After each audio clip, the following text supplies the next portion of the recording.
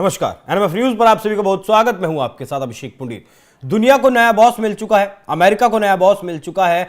White house में दोबारा से डोनाल्ड ट्रंप की एंट्री हो चुकी है। 47वें राष्ट्रपति के रूप में डोनाल्ड ट्रंप ने जैसे ही शपथ ली, उसके बाद तुरंत उन्होंने कुछ एग्जीक्यूटिव ऑर्डर्स पर सिग्नेचर किया। इनकी संख्या लगभग 200 बताई गई है। 115 ऐसे मामले थे जो देश के अंदरूनी मामले थे और लगभग 78 ऐसे मामले थे जो देश और विदेश से संबंध रखते थे। चीन को लेकर इन्होंने बड़ा फैसला लिया, उससे बड़ा फैसला लिया डब्ल्यूएचओ को लेकर, घुसपैठ को लेकर फैसला किया। इन सब के बारे में पिछली वीडियोज में मैं आपको बता चुका हूं, लेकिन आज बात करेंगे डब्ल्यूएचओ की, क्योंकि डब्ल्यूएचओ का सदस्य हुआ करता था अमेरिका, लेकिन डोनाल्ड ट्रंप ने यह आदेश पारित कर दिया, सिग्नेचर बाकायदा कर दिए कि अब अमेरिका हिस्सा नहीं होगा वर्ल्ड हेल्थ ऑर्गेनाइजेशन का। मतलब जो अमेरिका लगभग $400 बिलियन हर साल दिया करता था, डब्ल्यूएचओ को फंड दिया करता था, अगर भारत के हिसाब से बात करें तो लगभग 3664 करोड़ रुपए, जो डब्ल्यूएचओ के बजट का 15% था।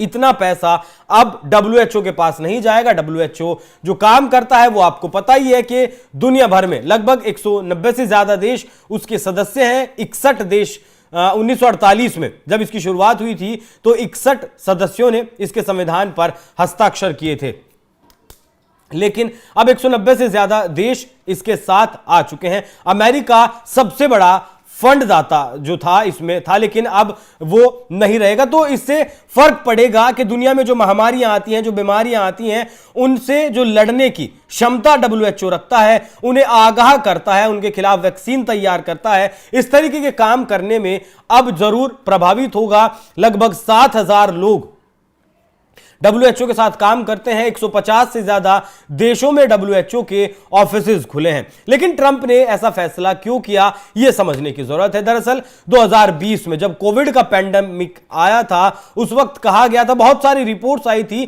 कि इसकी जो पैदाइश है, कोविड का जो वायरस पैदा हुआ है, वो चाइना से पैदा हुआ है और चाइना को बचाने की कोशिश की थी डब्ल्यूएचओ ने। ऐसा आरोप लगाया गया अमेरिका की तरफ से। उस वक्त डोनाल्ड ट्रंप ही अमेरिका के राष्ट्रपति हुआ करते थे। 2017 में चुनकर आए थे, 2021 तक रहे और लगभग उस कोविड के दौरान 20,000 लोग अमेरिका में मारे गए थे। तो डोनाल्ड ट्रंप ने इसका पूरा का पूरा ठीकरा फोड़ा था डब्ल्यूएचओ के ऊपर कि आपको जो जानकारियां हमें बचाव के लिए देनी चाहिए थी, वो जानकारियां आपने हमें नहीं दी, जिसकी वजह से हमें इतनी दिक्कत हुई। भारत से भी जो आम दवाएं हैं, पैरासीटामोल जैसी जो दवाएं कारगर कोविड के ऊपर साबित हो रही थी, वो आम दवाएं भारत से अमेरिका को मंगानी पड़ रही थी। तो ये जो खींच थी, ये जो टीज थी कि मैं दोबारा चुनकर नहीं आ पाया, इस वजह से, क्योंकि कोविड का जो पैंडेमिक था उससे 20,000 से ज्यादा लोग मारे गए थे अमेरिका में, वो एक बदले के रूप में दुनिया देख रही है कि यह बदला डब्ल्यूएचओ से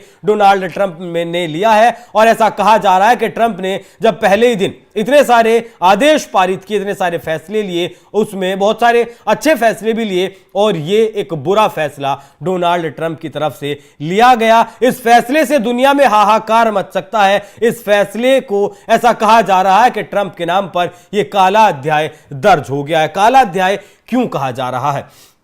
देखिए, जब कोविड आया था उस वक्त लाखों लोगों ने अपनी जिंदगी गंवाई थी। अभी एक और नया वायरस आया HMPV, जिसका फिर से उत्सर्जन चाइना से बताया गया, हालांकि कोई पुष्टि इस बारे में नहीं हुई। लेकिन एक उदाहरण से समझिए कि अगर आप प्रकृति के साथ खेलेंगे तो प्रकृति जब बदला लेगी तो उसकी भरपाई ना तो आप कर सकेंगे, ना ही उसकी रोकथाम आप कर सकेंगे।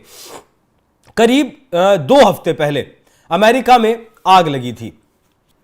उस आग में अब तक $150 बिलियन से ज्यादा स्वाहा हो चुके हैं। लाखों हेक्टेयर का जो एरिया है वो प्रभावित हो चुका है। जंगलों से आग शुरू हुई थी और वो आग अब शहरों को लगातार जलाती जा रही है। $150 बिलियन, आप इतनी बड़ी रकम है समझ नहीं पाएंगे। भारत के हिसाब से अगर आप देखें तो उत्तर प्रदेश भारत का सबसे बड़ा राज्य जनसंख्या के हिसाब से, मध्य प्रदेश, बिहार, इन 3 राज्यों का जितना बजट है उससे ज्यादा का नुकसान अमेरिका को हो चुका है इस आग के लगने से। तो ऐसा कहा जा रहा है कि जो फैसला डब्ल्यूएचओ को लेकर किया है डोनाल्ड ट्रंप ने, उसके लिए ना तो अमेरिका आने वाले वक्त में माफ करेगा डोनाल्ड ट्रंप को और ना ही दुनिया माफ करेगी, क्योंकि इस तरीके की जब पैंडेमिक आती हैं, कोविड-19 जैसी पैंडेमिक जब आती हैं, तो उसमें सिर्फ एक देश का नहीं देखा जाता, पूरी दुनिया को मिलकर उसके खिलाफ एक अभियान छेड़ना पड़ता है, एक लड़ाई लड़नी पड़ती है, एक जंग लड़नी पड़ती है, तब जाकर ये चीजें कंट्रोल में